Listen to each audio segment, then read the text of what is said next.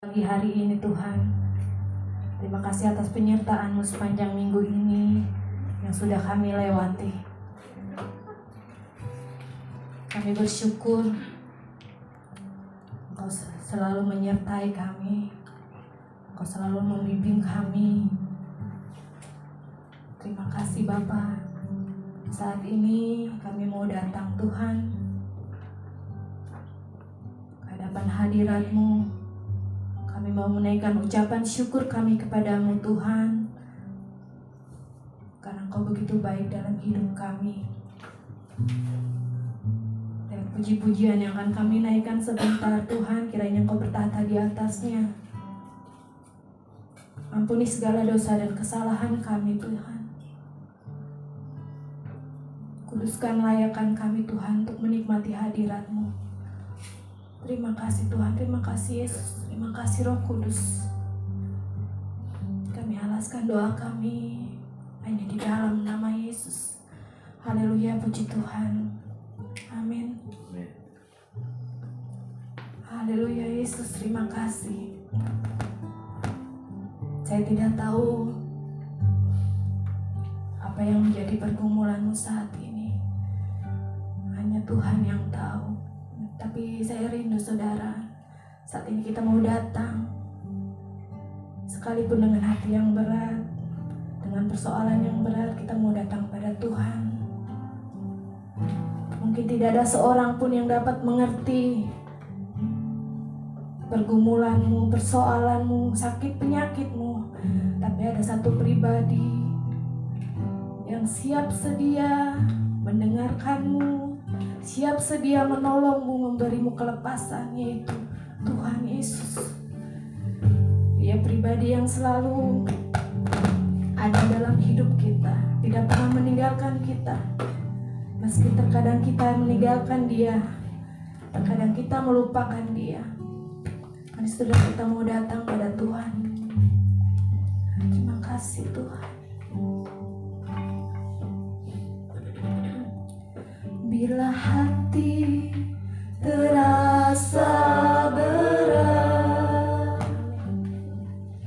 tak seorang pun mengerti renganku. Ku tanya Yesus, apa yang harus ku buat? Dia berfirman, Dia berfirman, mari datanglah. Hanya Dia selalu pedulikan aku. Ku datang Yesus, Dia pikul segala bebanku. Katakan sujud di altarnya. Sujud di altarnya. Ku bawa hidupku. Ku terima anugerahnya. Dia ampuniku dan bebaskanku. Dia mengubah hidupku. Barui hatiku. Sesuatu terjadi saat datang di altarnya. Mari saudara nyanyikan pujian ini dari awal. Amin. Bila hati terasa berat, seorang pun mengerti beban kami, tak seorang pun mengerti bebanku. Ku tanya Yesus, apa yang harus ku buat?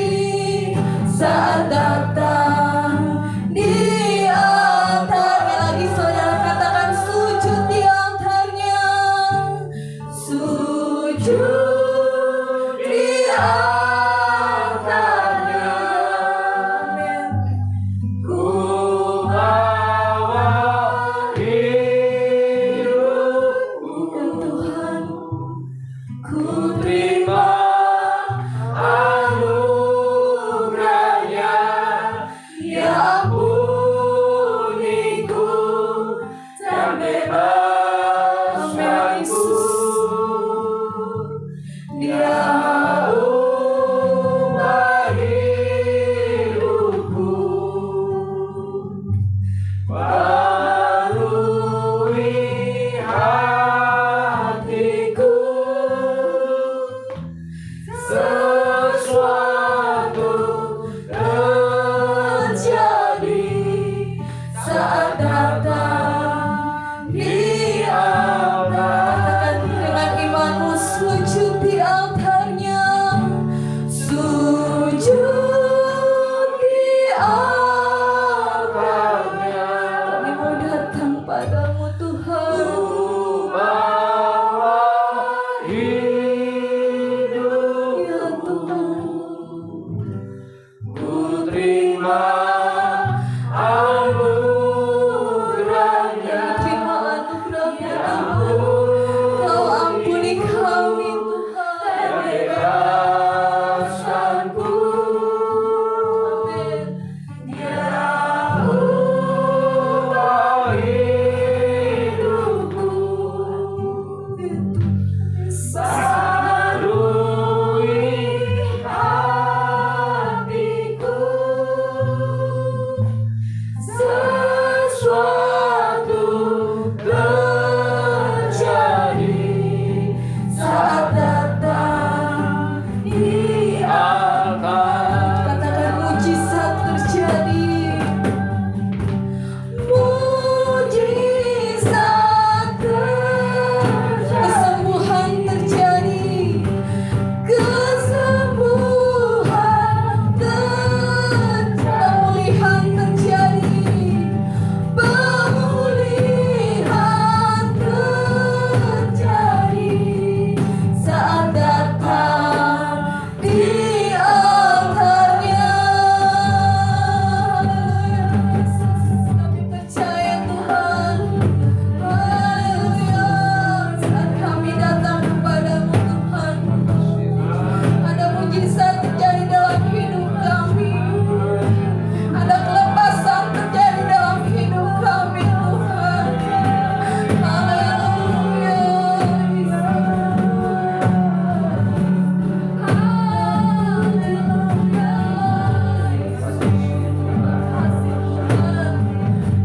Terima kasih Tuhan. Haleluya. Percaya Tuhan. Kami percayakan kuasa-Mu Tuhan. Haleluya. Terima kasih Tuhan.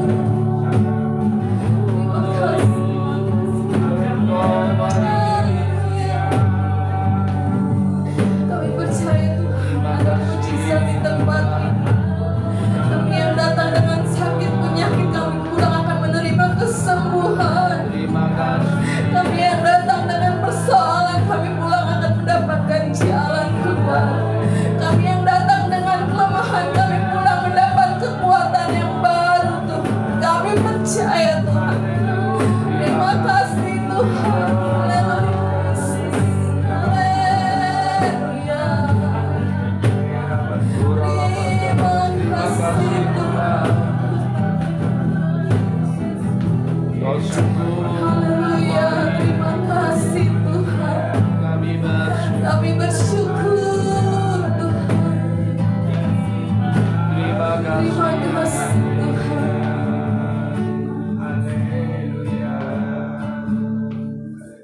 Kami percaya Tuhan, Engkau ada di tengah-tengah kami.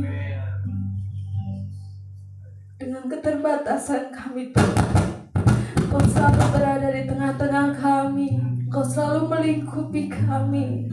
Engkau selalu menaungi kami dengan kasih-Mu Tuhan. Terima kasih. Haleluya. Lingkupiku ya Tuhan, dengan sayang-Mu. Naungi kami Tuhan. Naungiku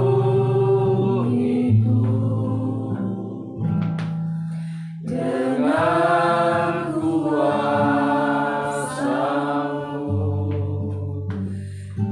saat badai bergelora,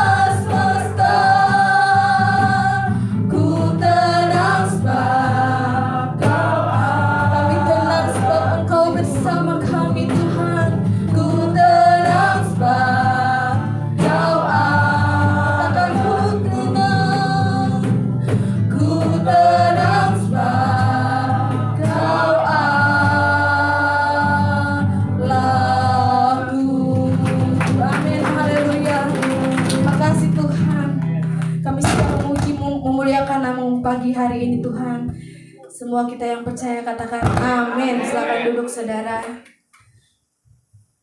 Shalom. Shalom. Sekalipun alat musik kita tidak lengkap saudara, tapi itu tidak mengurangi sukacita kita untuk memuji Tuhan. Amin. Amin. Saudara, kita akan menaikkan satu pujian. Aku ingin selalu berada di hadirat-Mu. Dan pujian ini mengatakan Tuhan bilang kita bagaikan Raja Wali. Raja Wali itu saudara, kalau kita tahu, semakin kuat badai, semakin kuat angin topan melanda, dia akan semakin terbang lebih tinggi gitu ya. Nah, kita mau belajar, kita akan menaikkan pujian ini. Aku ingin selalu berada di hadirat Tuhan. Haleluya. Amin. Haleluya Yesus. Saudara, kita mau tepuk tangan lebih kencang lagi. Haleluya.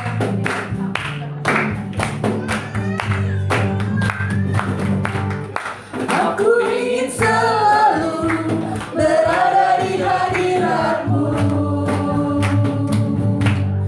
Aku ingin selalu berlindung dalam naungan-Mu.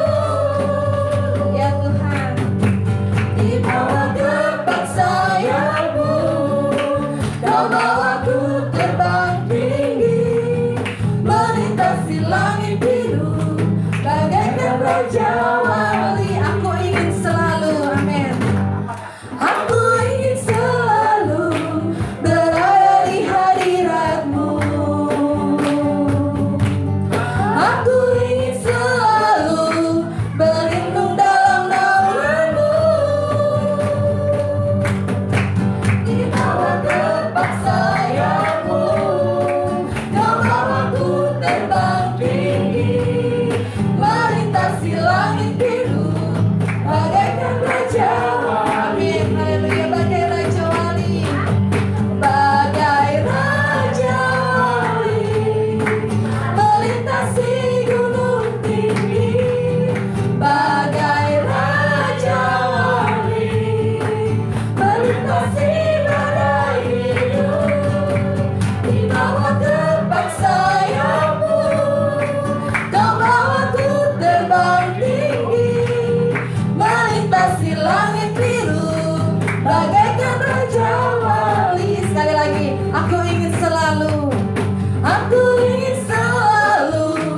berada di hadirat-Mu. Amin. Haleluya. Aku ingin selalu berlindung dalam naungan-Mu. Di bawah kepak sayap-Mu, Kau bawaku terbang tinggi, melintasi langit biru, bagaikan Raja Wali. Bagai Raja Wali, yes Tuhan. Bagai Raja Wali, melintasi gunung tinggi, bagai Raja Wali, melintasi badai hidup. Di bawah kepak sayap-Mu, Kau bawaku terbang tinggi, melintasi langit biru, bagaikan Raja Wali. Melintasi langit biru, amin. Melintasi langit biru, bagaikan Raja Wali. Katakan sekali lagi, melintasi langit biru, melintasi langit biru, bagaikan Raja Wali. Amin. Haleluya. Kita mau sambung pujian kita.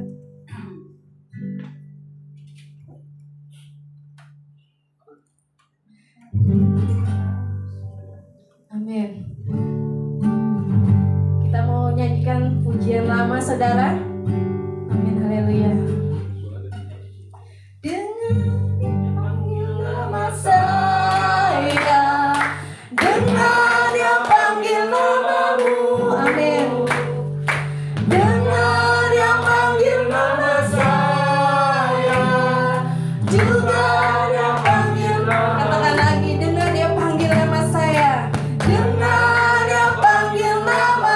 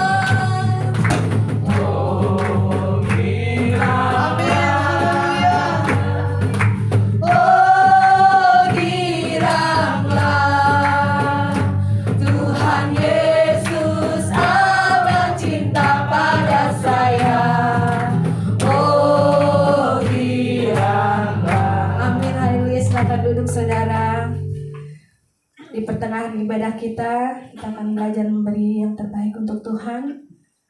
Kita siapkan persembahan kita dan sebelumnya kita berdoa. Terima kasih Tuhan untuk penyertaan-Mu dalam ibadah kami. Dan pertengahan ibadah kami Tuhan, kami akan belajar memberikan yang terbaik Tuhan.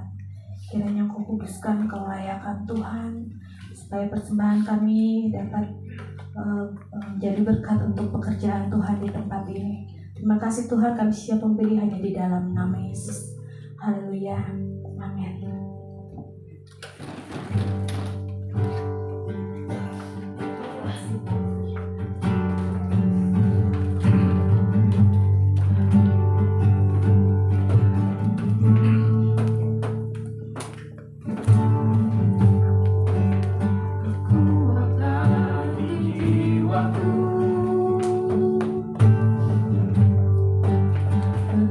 Ketenangan di hatiku.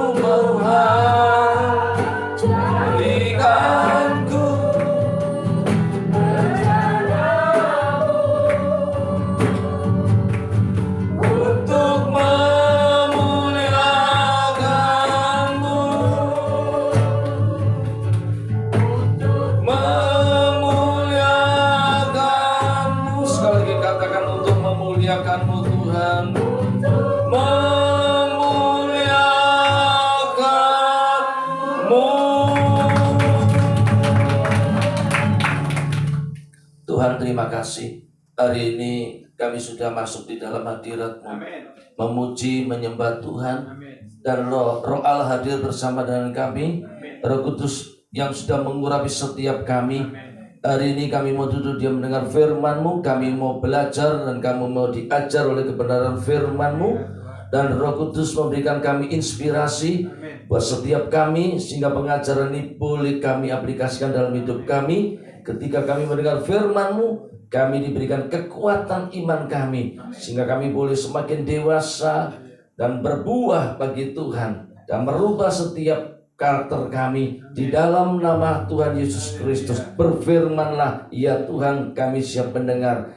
Dalam nama Tuhan Yesus Kristus kami sudah berdoa dan kami mengucap syukur. Mari yang percaya katakan amin. Yesus memberkati. Ya, silakan duduk saudara dikasih Tuhan. Ya, shalom Bapak Ibu yang dikasih Tuhan. Shalom. Saya percaya hari ini kita tetap semangat. Saya memberikan tema dari khotbah atau renungan pada pagi hari ini. Makasih Pak. Doa yang hancur hati. Temanya doa yang hancur hati. Berarti ada doa yang gak hancur hati. Betul? Ada yang doa yang demikian. Nah, hari ini khusus kita akan belajar doa yang hancur hati. Berapa banyak yang mau mendengar? Amin. Doa yang hancur hati ya saudara. Mari kita buka di 1 Samuel pasal pertama. Dan seterusnya saya akan bacakan buat saudara supaya kita mengerti. 1 Samuel pasal 1. Ada seorang laki-laki dari Ramataim Sofim, dari pegunungan Efraim, namanya Elkana bin Yeroham bin Elihu bin Tohu bin Suf, seorang Efraim. Ayat yang kedua, orang ini mempunyai 2 istri, yang seorang bernama Hana, yang lain bernama Penina. Penina mempunyai anak, tetapi Hana tidak. Di ayat ketiga, orang itu dari tahun ke tahun pergi meninggalkan kotanya untuk sujud menyembah dan mempersembahkan korban kepada Tuhan semesta alam di Silo. Di sana ia menjadi imam. Di sana yang menjadi imam Tuhan ialah kedua anak Eli, Ofni dan Pinehas. Ayat keempat, pada hari Elkana mempersembahkan korban, diberikannya kepada Penina istrinya dan kepada semua anak-anaknya, anaknya yang laki-laki dan perempuan masing-masing sebagian. Meskipun ia mengasihi Hana, ia memberikan kepada Hana hanya 1 bagian, sebab Tuhan telah menutup kandungannya. Tetapi madunya selalu menyakiti hatinya supaya ia kusar, karena Tuhan telah menutup kandungannya. Demikianlah terjadi dari tahun ke tahun. Setiap kali Hana pergi ke rumah Tuhan, Penina menyakiti hati Hana, sehingga ia menangis dan tidak mau makan. Ayat ke-6, lalu Elkana suaminya berkata kepada Hana, mengapa engkau menangis dan mengapa engkau tidak mau makan? Mengapa hatimu sedih? Bukankah aku lebih berharga bagimu daripada 10 anak laki-laki? Ayat ke-9, pada satu kali setiap mereka habis makan dan minum di Silo, berdirilah Hana sedang Imam Eli duduk di kursi dekat tiang pintu bait suci. Dan dengan hati yang pedih ia berdoa kepada Tuhan sambil menangis terseduh-seduh. Saudara bisa baca kisah ini. Tetapi saya ingin memberikan sebuah pemahaman.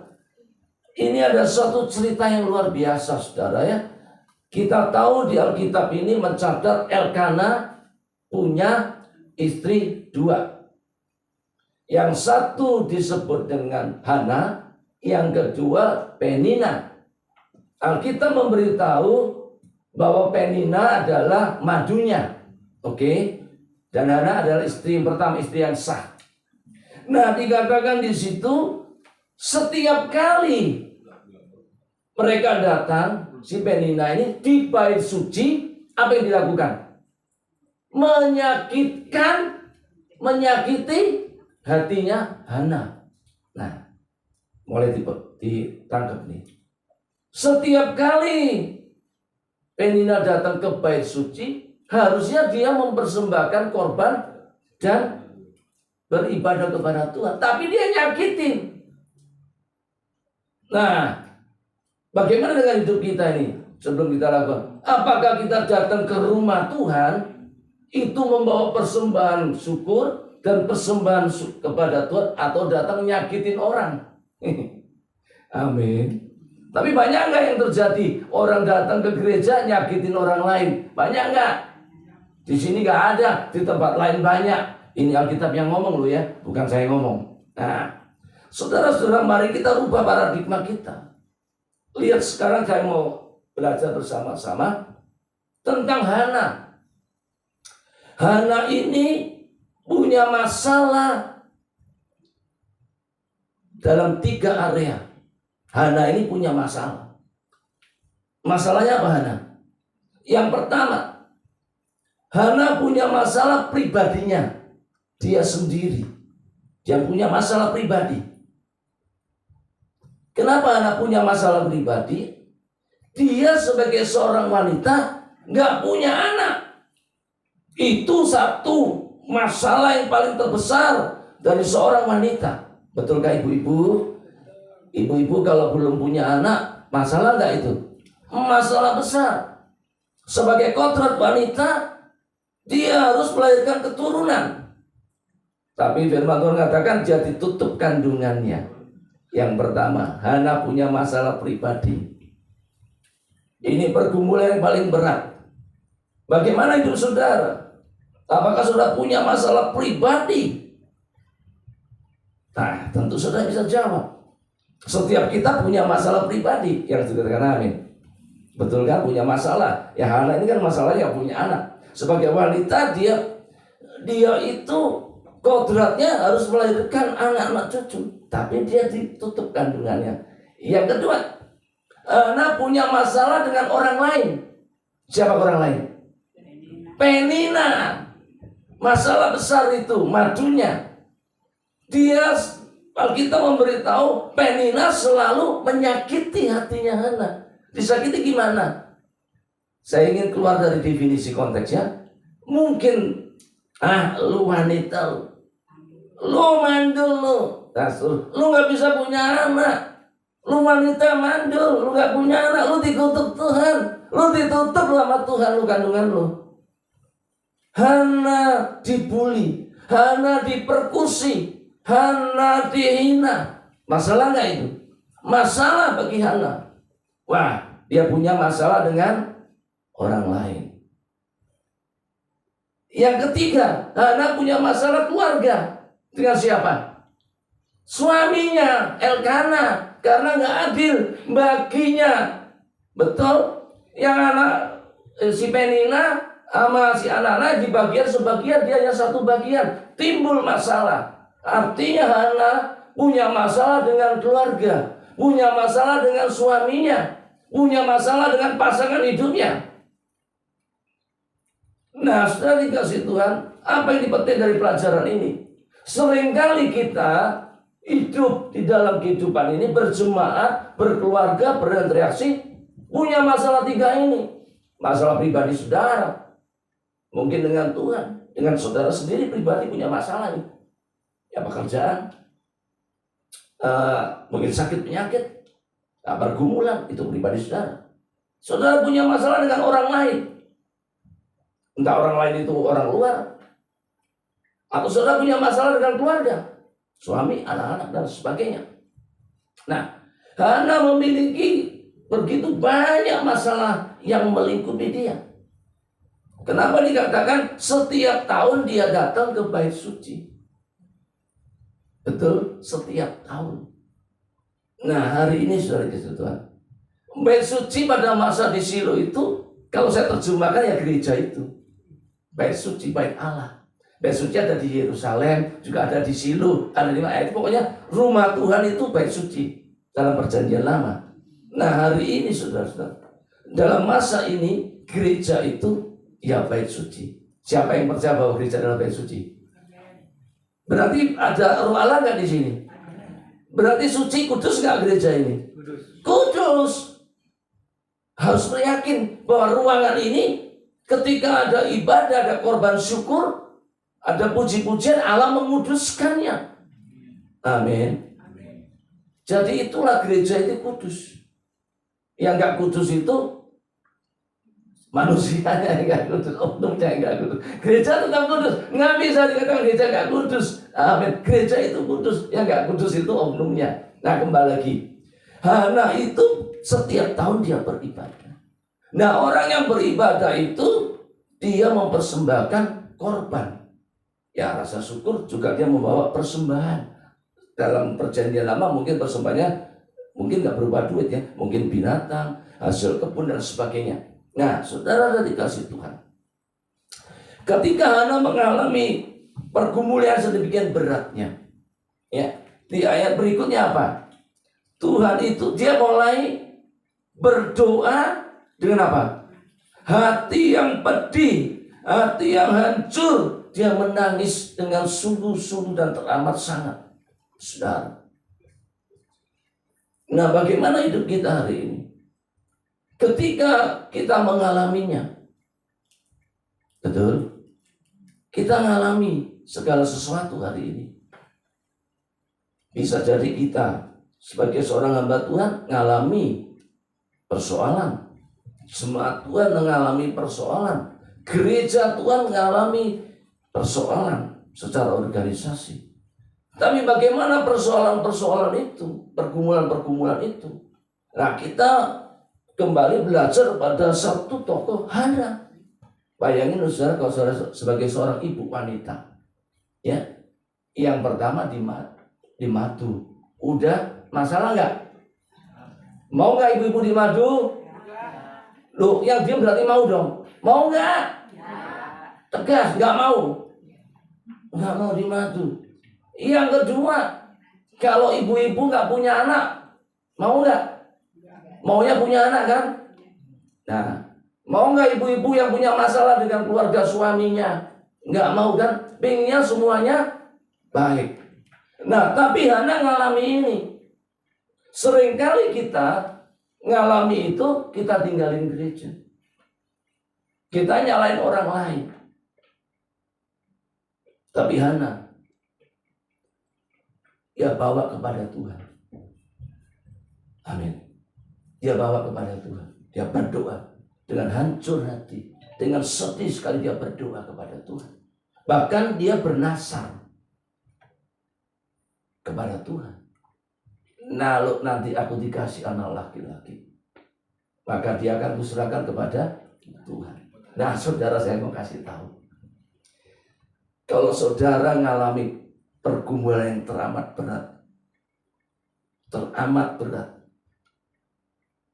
sebisanya jangan bernasar. Sebisanya. Kalau Alkitab ini Hana kan bernasar. Karena udah saking ya, waduh gimana caranya ya? Aku ini sudah bertahun-tahun gak punya anak. Kenapa? Tuhan menutup kandungannya. Terus kita ngomong, wah Tuhan itu gak adil. Enggak, itu pasti punya rencana. Tuhan itu kalau mengerjakan yang tidak baik dalam tanda petik dalam hidup kita, Tuhan punya rencana yang baik di balik itu, yang sederhana. Kenapa saudara? Lihat, kalau Hana secara manusiawi, dia kecewa gak sama Tuhan? Oh marah, kecewa dia, lalu ditutup ya. Jadi ngomong, Tuhan telah menutup kandungannya. Dia bisa meninggalkan Tuhan tidak? Bisa nggak? Sebagai manusia bisa nggak tinggalin Tuhan? Bisa, sangat bisa. Sangat bisa. Nggak usah banyak-banyak aplikasi saudara. Saudara minta kerjaan, saudara dalam pergumulan. Tuhan nggak jawab, nggak tolong. Setahun udah berdoa nggak dijawab, lama-lama sudah tinggalin Tuhan. Betul nggak? Iman sudah mulai kendor, nggak mau ke gereja. Ngapain ke gereja? Tuhan nggak tolong, Tuhan itu ada enggak? Tuhan itu punya kuasa enggak? Mana buktinya? Aku berdoa, aku melakukan banyak hal, tapi Tuhan nggak pernah tolong. Hidupku semakin buruk, mulai tinggalin Tuhan. Tapi Hana, kita belajar dari Hana. Sekalipun Tuhan telah menutup kandungannya, dia nggak tinggalin Tuhan. Dia berdoa dengan sungguh-sungguh. Dia bernasar kepada Tuhan. Apa nasarnya, saudara? Lihat 11. Kemudian bernasarlah ia, katanya, Tuhan semesta alam, jika sungguh-sungguh engkau memperhatikan sengsara hambamu ini dan mengingat kepadaku dan tidak melupakan hambamu ini, tetapi memberikan kepada hambamu ini seorang anak laki-laki, dia minta ini, maka aku akan memberikan dia kepada Tuhan untuk seumur hidupnya, dan pisau cukur tidak akan menyentuh kepadanya. Saudara, itu nasarnya. Kenapa dia nasar? Ya sudah, ya hopeless, mau kemana dia? Tuhan sudah nutup, Penina membulinya, suaminya bully, ya nggak adil bagi kasihnya, dia dalam posisi yang nggak bisa apa-apain. Tuhan ada nutup nih, ya kan? Tuhan ada nutup nih, suaminya madunya kayak gini. Nah, jalan keluarnya gimana supaya bisa punya anak? Maka dia bernasar. Kenapa dia bernasar itu? Nah, yang harus kita dalami, kenapa dia bernasar kepada Tuhan? Tentu ada dasarnya, tentu ada tujuannya, tentu ada alasannya dia bernasar. Dia nasarnya ingin punya anak laki-laki. Kenapa dia ingin punya anak laki-laki? Sebab anaknya Penina laki-laki. Dia ingin mengembalikan kodratnya sebagai seorang wanita. Dia punya anak. Ini loh, aku bisa punya anak dari Tuhan. Tuhan tidak nutup kandunganku. Penina, ini loh, aku bisa punya anak laki-laki.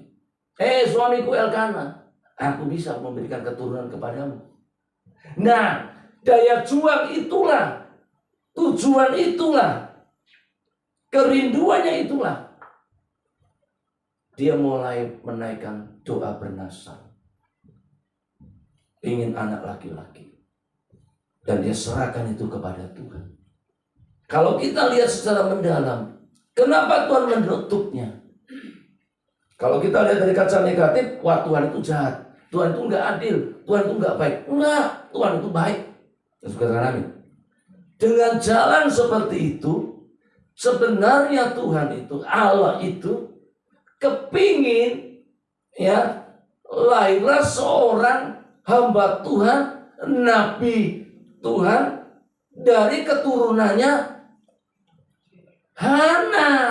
Amin. Nangkep nggak?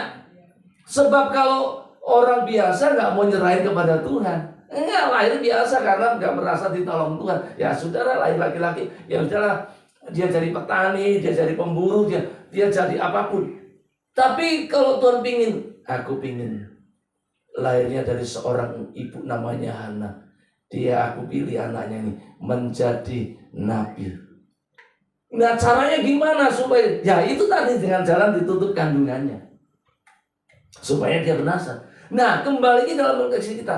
Kalau gereja punya masalah, bukan Tuhan, gereja itu Tuhan tinggalin. Enggak, salah itu.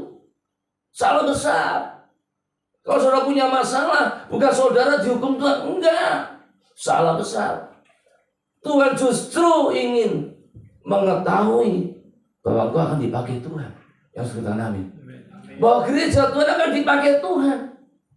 Yang kita amin. Kalau kita lihat, waduh gereja ini punya masalah, udah aku tutup deh. Salah besar. Gereja nggak bisa ditutup, yang sudah katakan amin. Nggak bisa. Karena gereja adalah kepunyaan Tuhan. Yang sudah katakan amin. Nah, oleh sebab itu saya dikasih Tuhan dalam Hana ini, dia ngalami loh masalah. Ya saya tidak tahu gereja ini ngalami internal. Masalah pribadi kan ada juga dalam organisasi. Di luar juga ada. Dibully, apa gereja nggak pernah banyak tuh orangnya. Gereja cuma sedikit. Gereja nggak bisa ngembang-ngembang. Itu kan dibully kan. Nah, Hana kan begitu, gereja mandul ini. Nah, gereja cuma begini-begini aja. Tapi ingat, ketika gereja Tuhan, saya dan saudara ngalami ini, ada satu jalan, berdoa dengan sungguh-sungguh kepada Tuhan, hancur hati. Nah, kalau Tuhan digerakkan bernasar, nasarlah kalau itu. Seperti Hana, dia ingin menunjukkan, ini loh, aku nggak ditutup kandungannya sama Tuhan.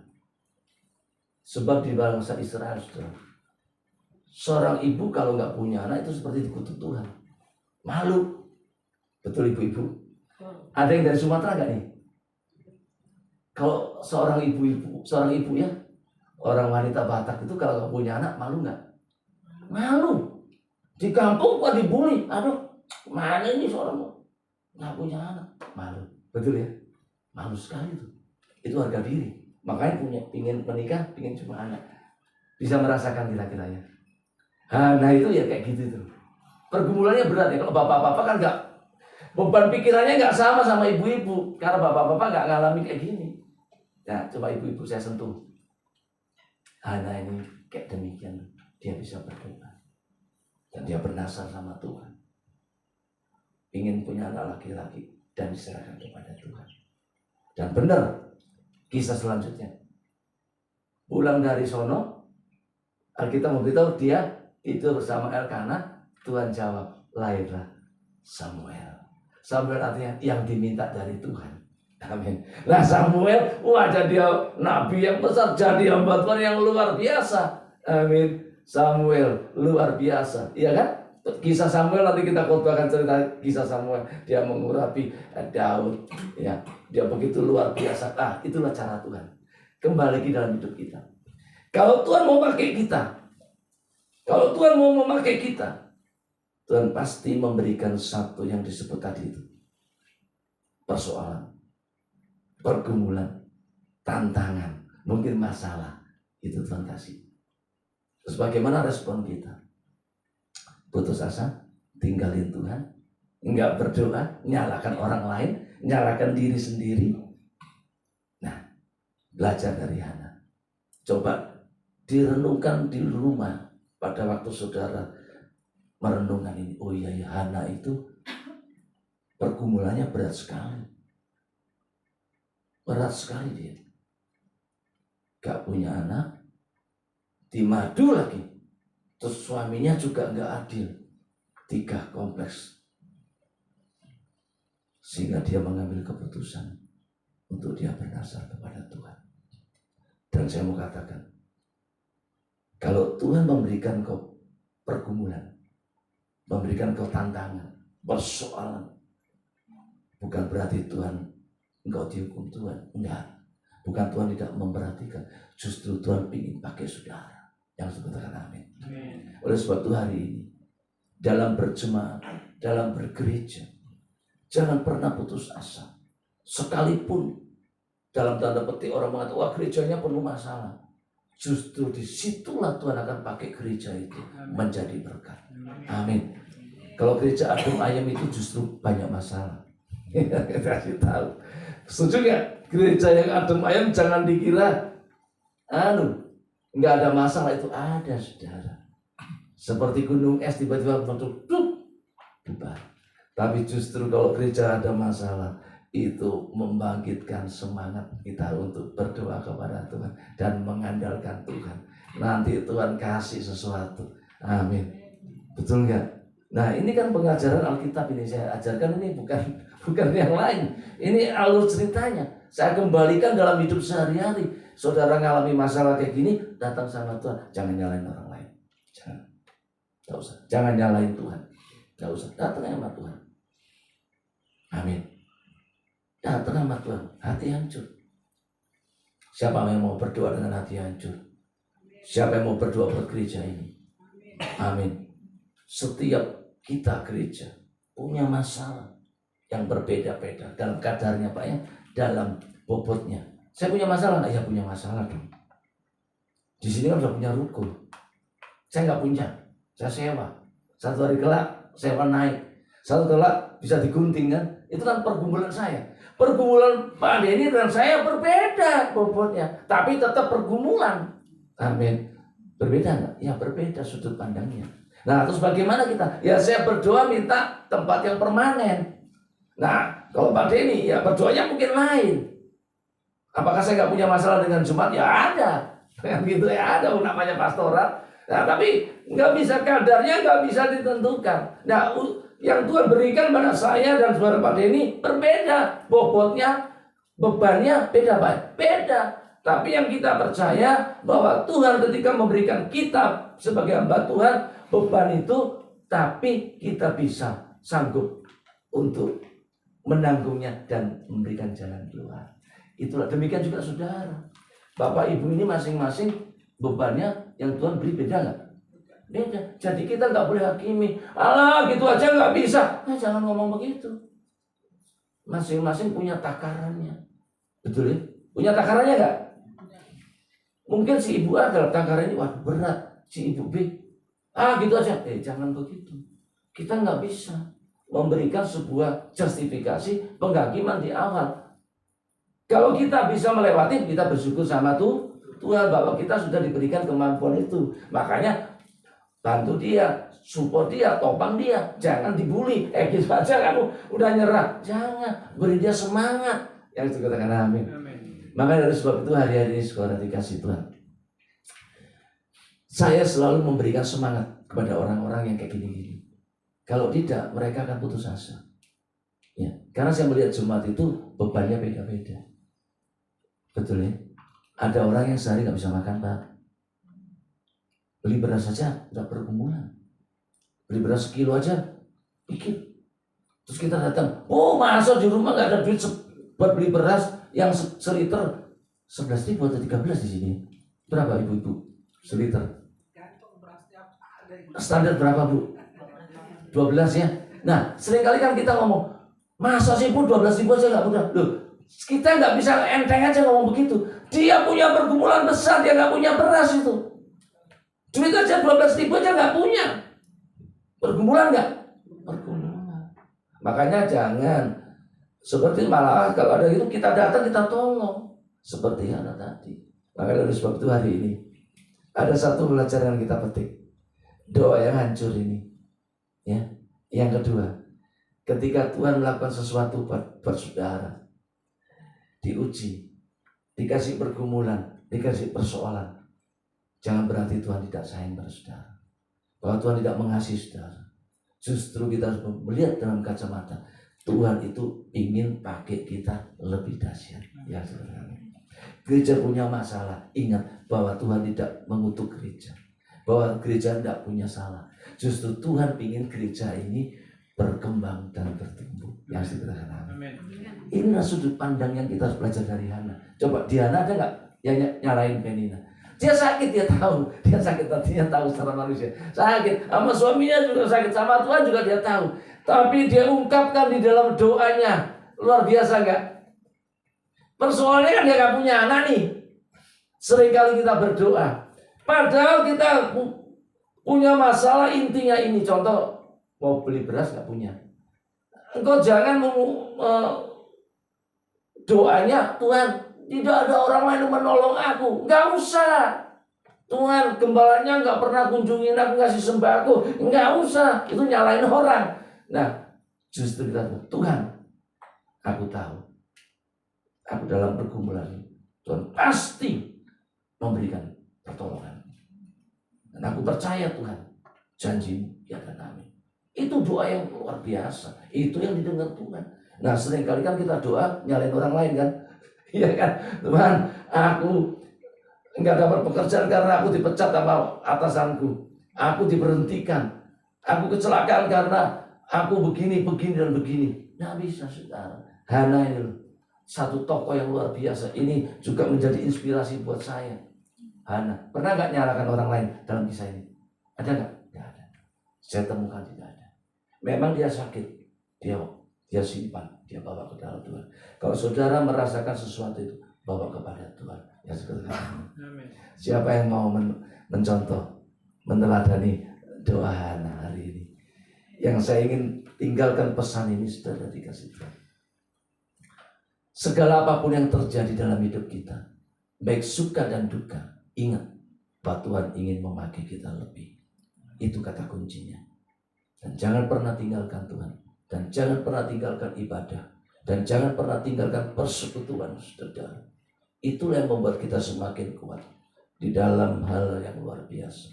Dan hari ini saya mau berdoa pada saudara. Gereja di masa sekarang akan dibawa dalam gereja mula-mula. Pada zaman para rasul, saya mau kasih tahu. Gereja yang kuat akan kembali kepada gereja yang mula-mula. Anda setuju atau tidak? Tapi itulah yang Tuhan akan lakukan.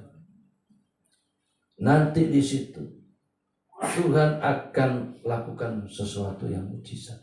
Kenapa Tuhan membawa kita kembali kepada gereja mula-mula?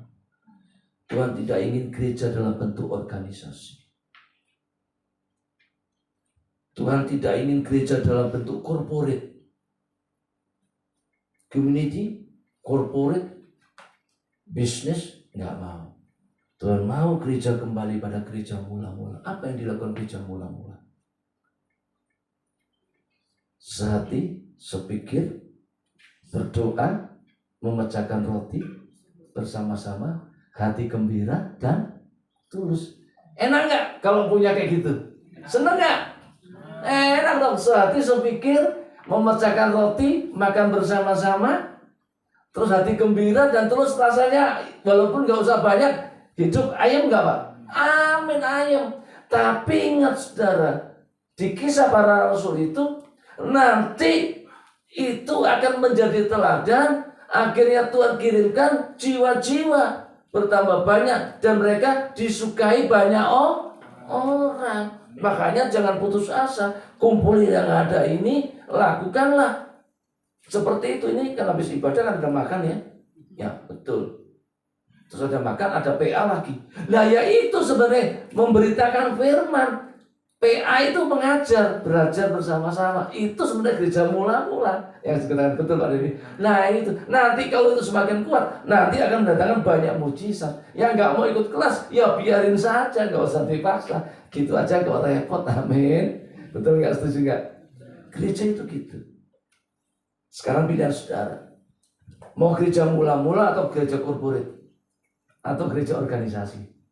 Kembali kepada saudara. Kalau saya mengajarkan Pak Denny dengan cara adalah kami membangun gereja mula-mula. Dengan cara apa? Saya mengajak tim pengerja itu setiap bulan fellowship ke rumah-rumah Pak. Jadi tim pastoral Pak Denny kan punya tim ini. Ada mungkin diaken, ada pengerja, ada pemusik.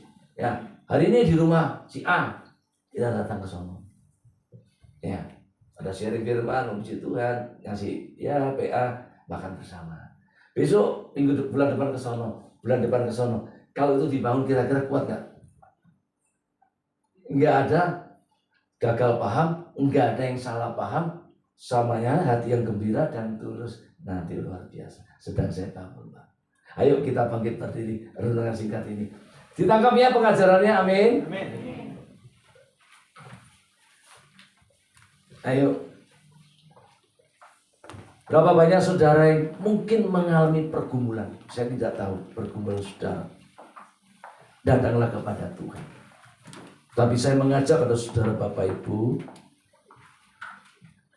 janganlah bernasar kalau nggak bisa bayar. Bahaya saudara, dikejar sampai mati sebelum ujian ya. Begini saudara, ada satu kali, ini kehidupan nyata ya. Ada satu kali seorang pengusaha, dia berbicara begini, Pak, kalau rumah sakit ini saya ada izinnya dan bisa berdiri, bisa memberikan 600 juta. Itu nasab diucapkan di depan banyak orang tuh. Nah, Tuhan bekerja Pak, izinnya keluar, bisa dibangun. Terus kalau dia udah ngomong di situ, kira-kira bendahara nanyain nggak? Ya nanya dong. Iya dong. Yang udah nasar di depan kayak gini, ternyata bener. Nah, orangnya nggak, dengan berat hati karena terus diingatkan bendara, nasamu bayar dong, masa kan bayar dong, ditekan banyak orang kan. Akhirnya dia bayar 600 juta, dia tinggalin gereja. Nah, saudara dikasih Tuhan, ini ada nih, ada orangnya. Nah, oleh sebab itu hari ini saudara, kalau kita nggak bisa bayar nasab, jangan bernasab, berbahaya. Kalau memang sudah di dalam jalan lagi dan kau diberikan satu kekuatan iman seperti Hana, anak ini tak serahkan kepadamu. Yang kedua, ada satu nasar dari Yosafat ya, kalau nggak salah Yosafat ya, Yosafat ya, coba nanti diuji. Saya ingat itu. Jadi gini nasarnya, Yosafat kalau nggak salah, dia perang, dia ngomong sama Tuhan, kalau aku menang perang, pokoknya pertama kali yang keluar itu apa? Diambil sama Tuhan atau apa gitu. Nah, nanti kita baca. Iya. Begitu benar Pak menang perang, yang keluar anaknya Yosafat perempuan Pak, mati Pak. Diambil sama Tuhan. Lah ini, hati-hati bernasar ya. Hati-hati. Coba nanti baca ya di Yosafat atau di mana. Saya ingat saya Yosafat. Nah, itulah nasar. Oleh sebab itu hari ini sudah dikasih Tuhan.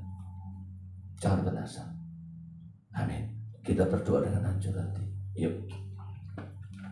Kita nyanyi tak terbatas kuasamu, bisa ya? Bisa bantu ya?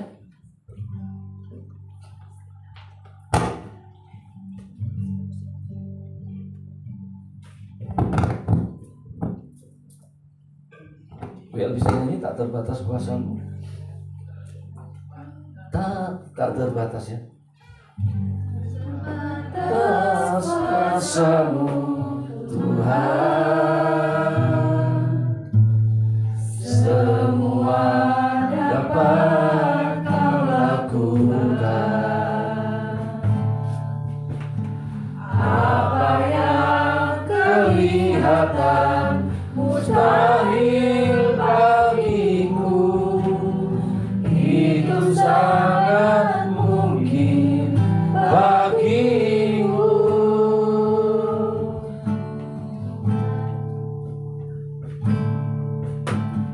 Tak terbatas kuasamu Tuhan, semua dapat kau lakukan. Apa yang kelihatan mustahil bagiku, itu sangat mungkin bagimu. Di saat ku tak berdaya, kuasamu yang sempurna. Ketika ku percaya, mujizat itu nyata, bukan karena kekuatan, namun oleh ya Tuhan. Ketika ku berdoa, mujizat itu nyata. Di saat ku tak berdaya, kuasamu yang sempurna. Ketika ku percaya, mujizat itu nyata, bukan karena kekuatan, namun roh-Mu ya Tuhan. Ketika ku berdoa, mujizat itu nyata. Ketika ku berdoa, mujizat itu nyata.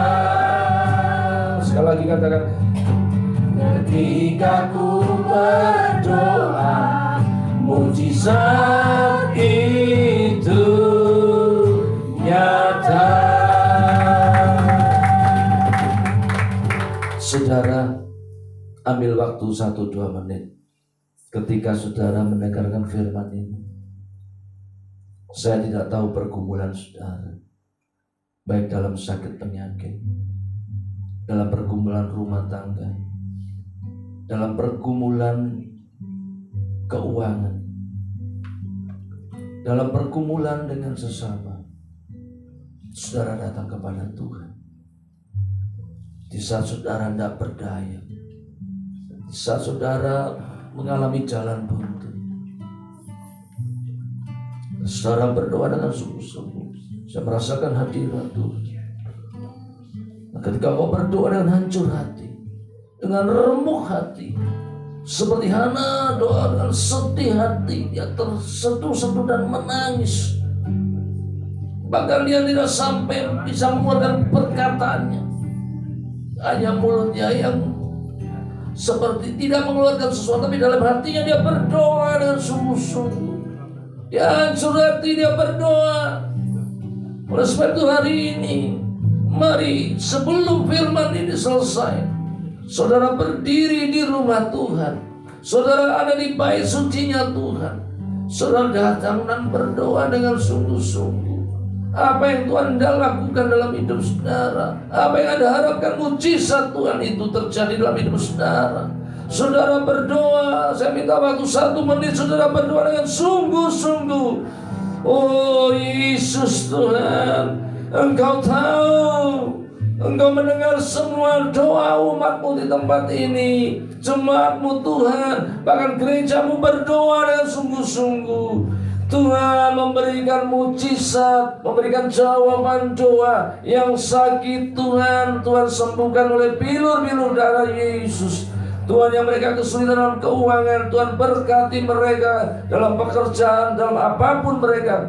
Tuhan, mereka yang letih lesu, Tuhan berikan kesegaran. Juga gereja Tuhan ini, Tuhan bawa semakin hari, semakin berkenan di hadapan-Mu. Banyak jiwa-jiwa Tuhan yang digembalakan, tempat berkati gembalamu Pak Pendeta Denny Tuhan. Kira Tuhan memberikan kekuatan iman, kekuatan di dalam doa mereka, kesehatan Tuhan. Dan saya yakin dan percaya gereja ini akan dipakai Tuhan dengan luar biasanya. Kembali pada gereja mula-mula, supaya banyak jiwa datang beribadah kepada Tuhan dengan hati yang gembira, dengan hati yang tulus Tuhan. Mereka memecahkan roti bersama-sama, sehati dan sepikir. Dan kami percaya Tuhan senang. Terpujilah Tuhan untuk kekal selama-lamanya.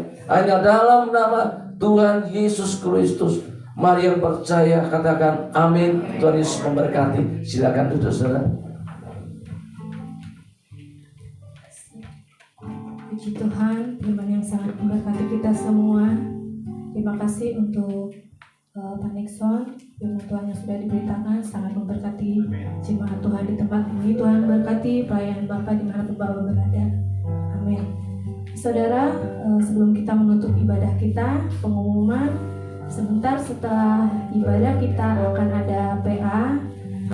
Jemaat yang mau mengikuti boleh tinggal di sini sebelum jangan pulang dulu, kita ikut PA bersama. Dan hari Jumat kita akan ada kul besok, Jumat besok di rumah Bapak Gembala. Bagi saudara yang mau ikut kul, mari kita sama-sama datang. Di kul itu kita sama-sama belajar firman Tuhan. Kita sama-sama sharing firman Tuhan, saling menguatkan satu sama lain di situ. Kita bertumbuh bersama-sama di dalam kul. Amin, haleluya. Dan selanjutnya ibadah berjalan seperti biasa. Hari Minggu depan tetap ada ibadah seperti biasa jam 10 pagi. Dan yang bertugas nanti akan ada di WA Group. Dan selanjutnya kita akan menutup ibadah kita. Kita mau naikkan satu pujian, kita mau bangkit berdiri, kita tutup ibadah kita. Amin, haleluya.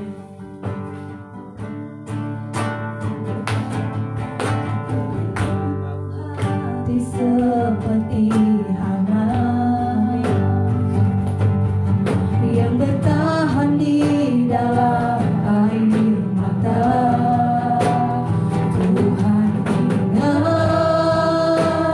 Tuhan angkat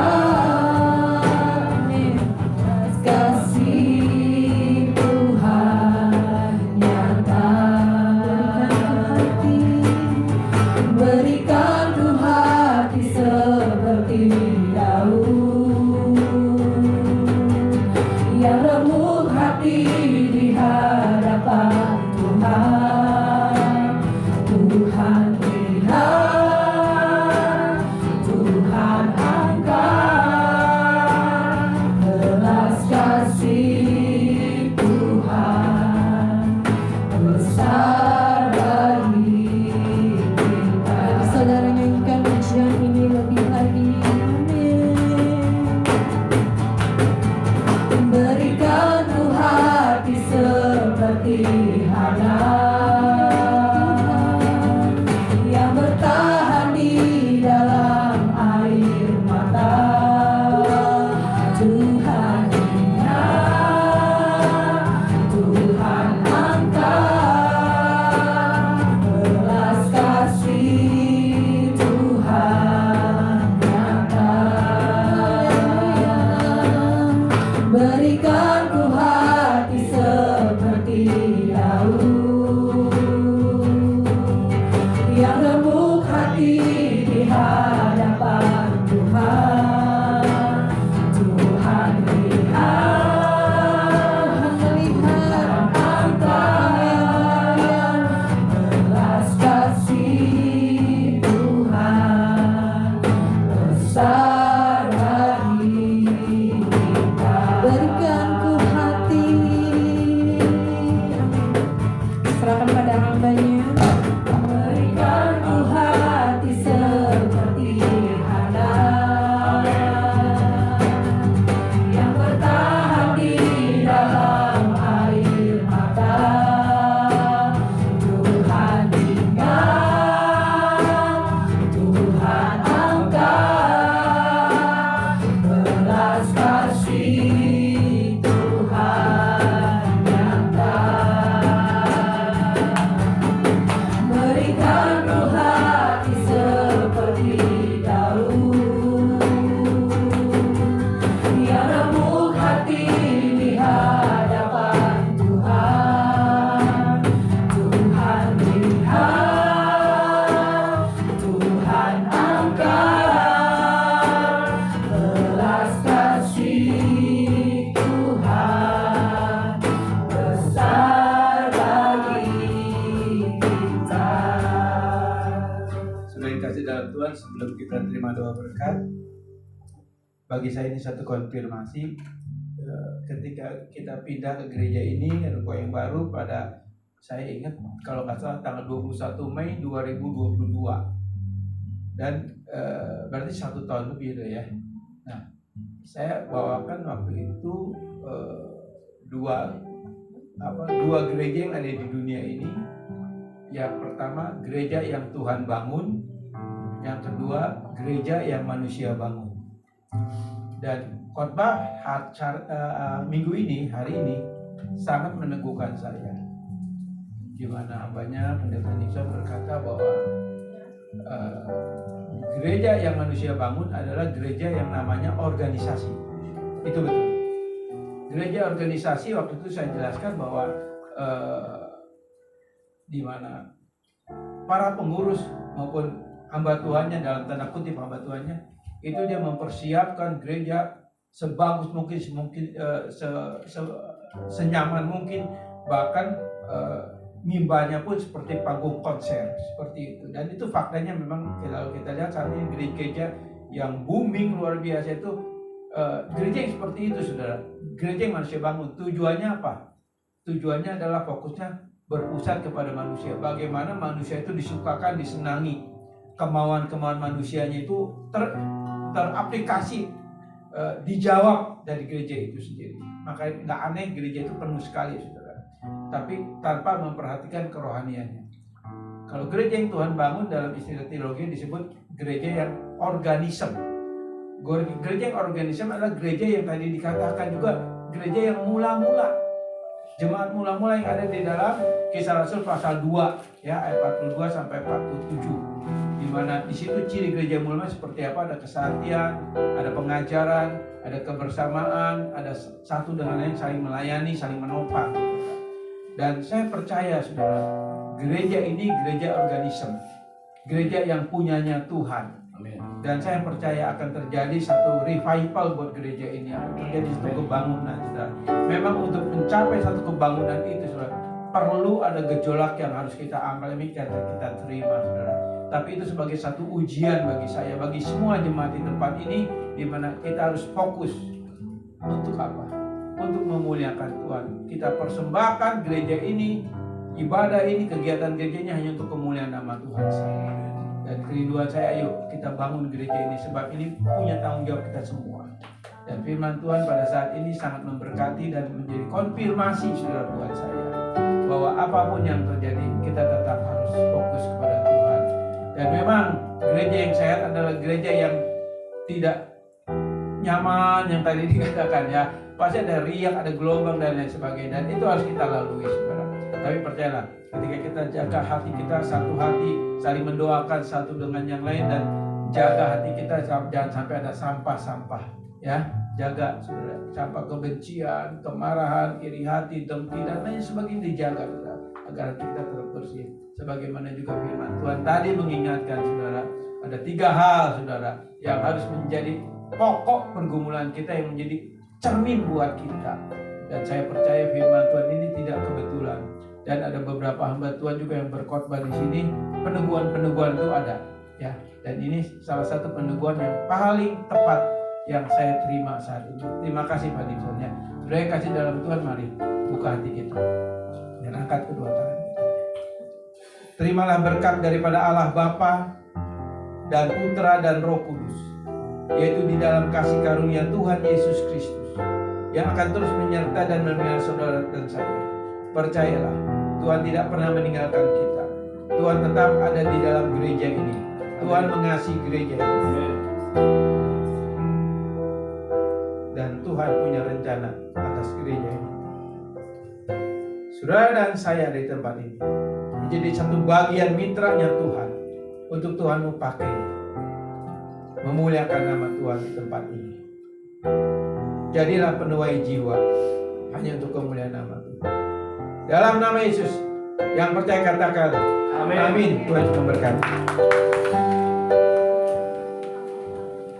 Selamat hari Minggu, Tuhan Yesus memberkati kita semua.